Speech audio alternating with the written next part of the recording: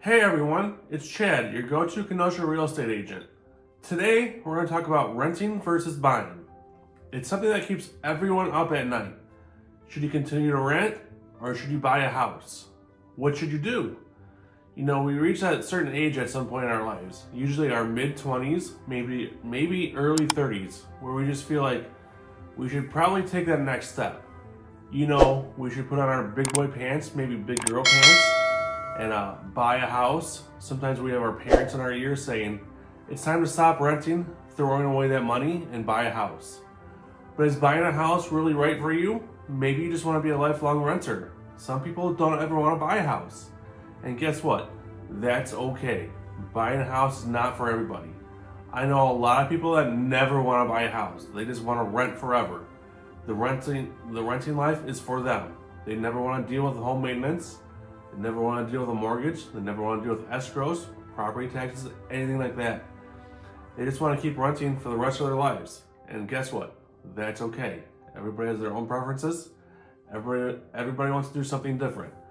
I'm just here to help advise you, and we can decide together what's best for you. So let's go ahead and dive into today's video and go over the pros and cons of renting versus buying and see which one you think is right for you.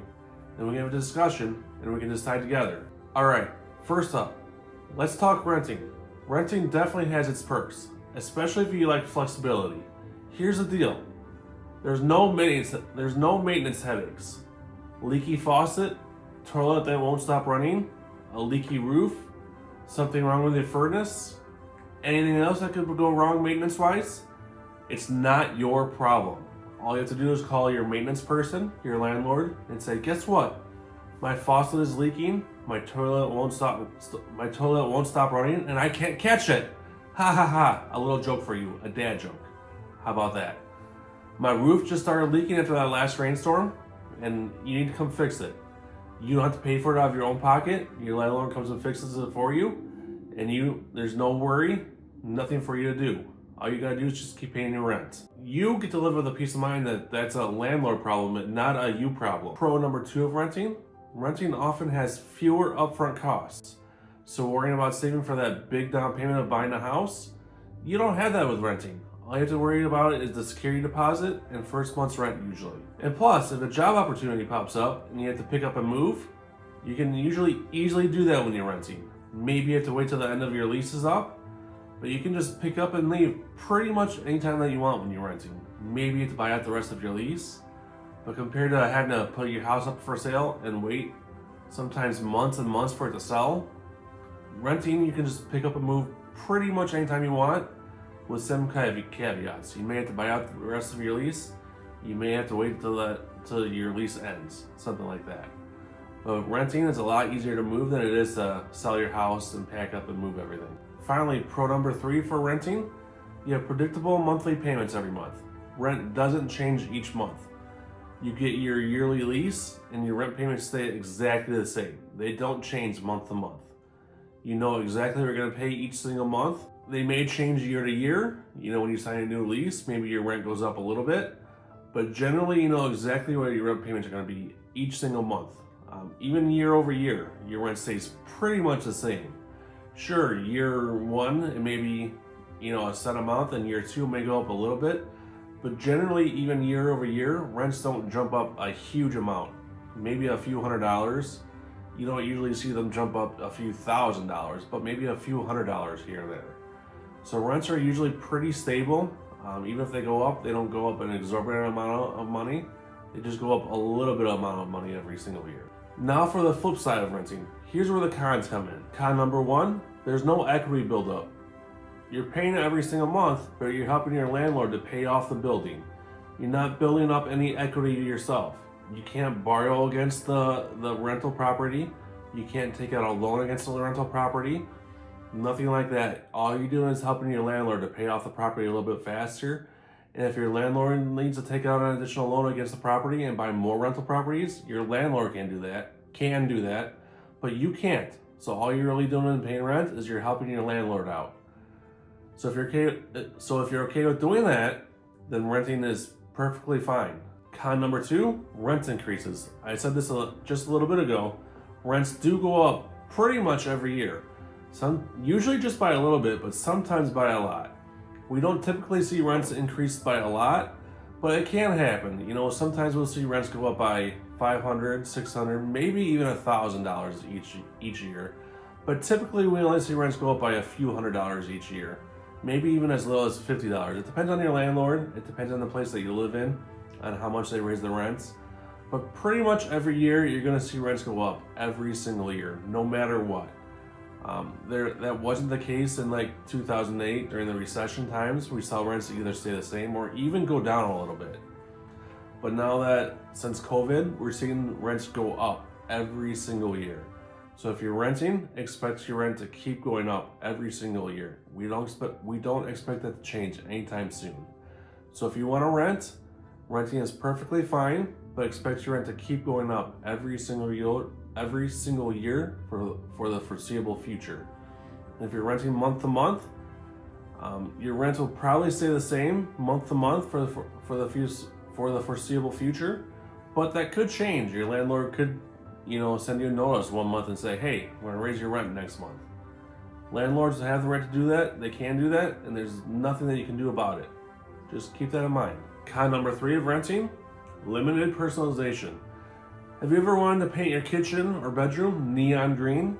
Ever wanted to knock down a wall and make it more of an open concept apartment? Well, guess what? You probably can't do that. Most landlords want to keep the apartments very neutral, very the way it is, so that when you leave that apartment, they can rent it out easily to the next person that rents there. They don't want to spend a bunch of money changing a neon green bedroom back to a neutral white or tan or whatever color it was before. Painting neon green back to a white, they gotta put primer over top of it, something to cover that neon green, and then repaint it white again. That can be very expensive for a landlord. They don't want to do that. So they're probably not going to let you paint it neon green or some other outlandish or wild color like that. So they're going to make you leave it whatever boring tan white color it is now. So if you're okay with limited personalization, if you're okay with leaving that wall the way it is, probably a non-open concept apartment, then renting is probably okay with you, and you can keep renting for as long as you want. Now on to buying a home. Owning a home can be an awesome investment, and here's why. Building equity. Every mortgage payment you make means you're putting money towards something you own. Over time, you'll build that equity, and it can lead to financial security. So every single time that you make a mortgage payment on your house, yes, you're paying towards interest, but you're also paying towards principal, which means that you're paying that house off little by little every single time. Which means you're building more and more equity, which means if you ever need to borrow against the house to maybe buy an investment property of your own, or maybe just to borrow against the house to make more house improvements to increase the value of your house, or maybe borrow against the house to pay down debt with like a HELOC loan or a cash out refinance of the home or something like that, you can do that with a house. You can't do that with an apartment, but if you own a house, you can definitely do that. And sometimes if you buy a house and you have instant equity, like if the house appraises higher than what you're paying for, you can do that sometimes within the first 6 months after you buy the house, if you really want to. I probably wouldn't recommend doing that right away, but if you really need to for whatever reason, you could do that. I'd probably recommend waiting, a couple years before you take out a loan against your house after buying it. But technically, you could probably do that after I think they make you wait at least 6 months before putting another loan against your house. But check with your financial institution and see what the requirements are for that kind of stuff. Reason number 2 to buy a house, stability. So this one is kind of like renting. You know your housing costs every single month. Your mortgage won't change every single month. Your mortgage payment will stay exactly the same. So your principal and your interest payment will stay exactly the same. However, if you escrow your taxes and your insurance, that could change your payment. So what that means, if you escrow your taxes and insurance, you pay that along with your mortgage payment, that could change your monthly payment. So every year, your mortgage company will check your escrow account, and if your taxes went up or your insurance costs went up, then they're going to obviously charge you more because they had to pay more out of your escrow account to pay for your increased taxes or increased insurance costs. So that could increase the amount of your monthly payment to your mortgage company. So yes, buying a house could increase your monthly payment every single month, every month on a yearly basis. However, your principal and interest payment stays exactly the same every single month, unless you have an adjustable rate mortgage. If you have an adjustable rate mortgage, that could change. Adjustable rate mortgages are different. Some have like every 5 years it could change. Some change based on the prime rate, how the Fed sets the interest rates. It just depends on what kind of mortgage you get. Most people get a traditional fixed 30-year mortgage. So with a traditional fixed 30-year fixed mortgage, your principal and interest payment will not change for that whole 30 years that you have the mortgage. Pro number 3 of owning a house, creative freedom. Guess what? If you want that lime green kitchen or lime green bedroom in your house, you can go ahead and do it. If you want to knock down that wall and make your kitchen more open concept, that living room more open concept, you can go ahead and do it. If you want to finish off that basement, you can go ahead and do it. If you want to plant flowers outside in the garden, you can go ahead and do it. That's one thing about an apartment also, is that you don't have a yard or a space outside to call your own. But in a house, you do. You have your own space. You have your own yard. You have a space to plant flowers, to put a fence in back there and let your dog out outside. An apartment, you don't have that. You have a common space, like a common yard, but not a space to call your own. Now, of course, buying a house isn't all roses, so let's get into some of the cons of buying a house. Maintenance costs. Remember whenever something broke at the apartment and all you had to do is call the landlord or the property manager and say, hey, my faucet is leaking, my toilet's running, I can't catch it, or it won't stop running. Haha, you see that? Another dad joke. Or my roof is leaking, or a tree fell through my roof, or my cabinet drawer won't close or something like that. Guess what?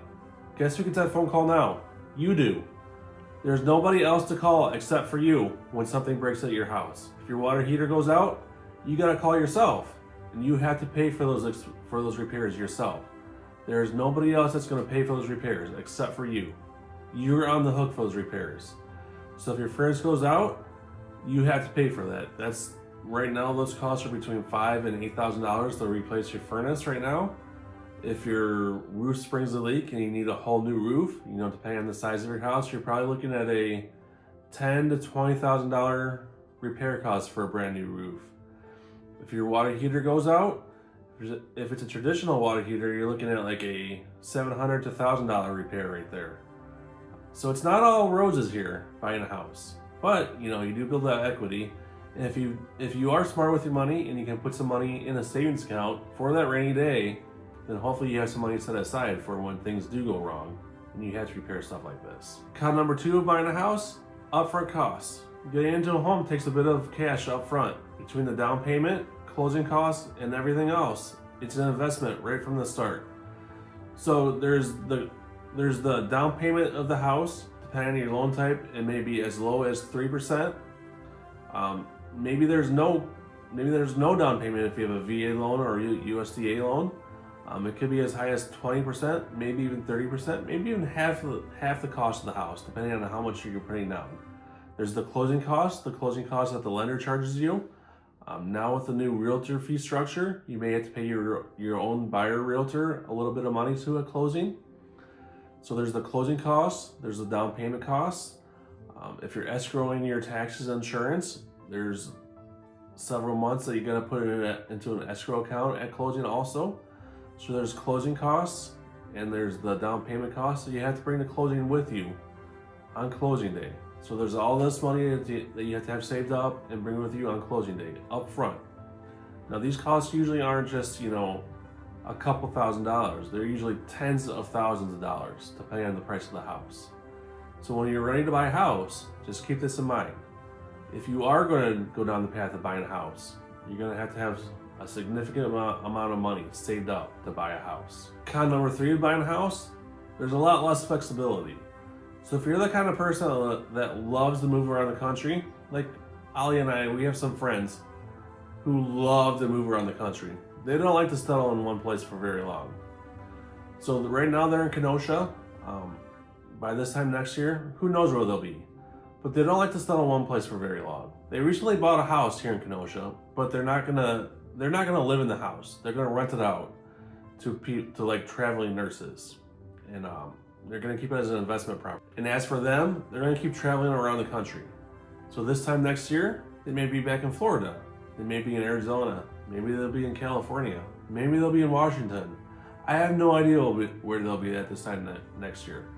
But all I know is that they probably won't be here in Kenosha still. They love to travel, they love to pick up, and they love to go. Their jobs allow them to do this. One of them works remotely, and one of them has a really good job in healthcare where she can find a job pretty much anywhere that she wants to.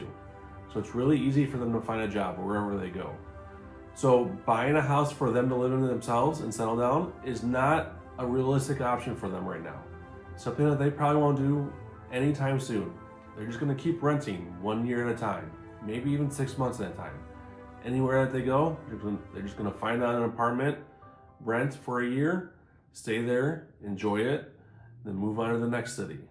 Maybe if they really like it there, maybe they'll stay there for 2 years. Who knows? They've actually been here in Kenosha for the last 2 years. But they're not gonna settle down in one place for very long, just because it's not them. They don't like to settle down. They like to keep moving. So if you don't like to stay in one spot for very long, if you're the kind of person that likes to travel, you don't like to have a home base, I guess you could call it, buying a house is probably not for you. You probably want to keep renting right now, because selling a house can be long and stressful, and it takes money to sell a house. A lot of people think that selling a house, you just get money from it, but it actually takes a little bit of money to sell a house. You gotta make some repairs. If the buyer asks for any repairs, you gotta pay for those repairs. You gotta pay realtor fees at closing. You gotta pay title fees to sell your house. You gotta pay moving costs. You gotta pay other expenses to sell your house. So, selling your house is not super easy. Whereas opposed to renting, all you have to do is just pack up your stuff, say, I'm not gonna rent anymore, get your security deposit back, hopefully, and move on to the next apartment.